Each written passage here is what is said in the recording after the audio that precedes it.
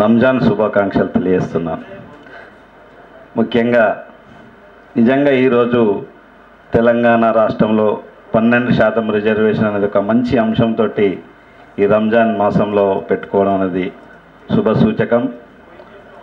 నిజంగా ఈరోజు టీఆర్ఎస్ ప్రభుత్వం ఏర్పడ్డాక 12% రిజర్వేషన్ అనేది కాదు, ఇంకా అంతకుముందే ఉద్యమ సమయంలోనే ఈ యొక్క 12% మా గవర్నమెంట్ కనుక తెలంగాణ వస్తే ప్రభుత్వాన్ని ఏర్పాటు చేస్తే ఈ యొక్క 12% రిజర్వేషన్ ఇస్తామని చెప్పి ఉద్యమ ప్రస్థానంలోనే ఈ యొక్క పార్టీ చెప్పడం జరిగింది.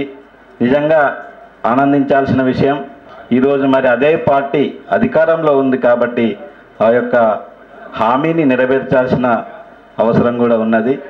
అలాగే మనకు నెల్సన్ మండే గారు ఒక విషయం చెప్పారు, education is the most powerful weapon which has to change this world అన్నారు. విద్య అనేది ఉంటే మనిషికి అనేక రకమైన అవకాశాలు వస్తాయి. నిజంగా అలాంటి విద్య ఈ యొక్క ప్రభుత్వం కనుక ముస్లిం సోదరులకు కావచ్చు, మిగతా బడుగు బలహీన వర్గాలకు కావచ్చు అందించినట్టుంటే ఖచ్చితంగా సామాజిక ఆర్థిక రాజకీయ అనేకమైన అంశాల్లో కూడా ఈ యొక్క రిజర్వేషన్స్ అనేటివి వారు తీసుకోవడం జరుగుతుంది. కాబట్టి ఆ దిశగా ప్రభుత్వం ఆలోచించాలని నేను కోరుకుంటున్నాను. అలాగే ఇక్కడికి వచ్చినటువంటి పెద్దలందరికీ కూడా ఒక విన్నపం చేస్తున్నాను. నిజంగా ఈ వేదిక చాలా చిన్న వేదిక, పెద్ద అంశం కాబట్టి 12% కాదు, ముస్లింలు 14% ఉన్నారు తెలంగాణ రాష్ట్రంలో.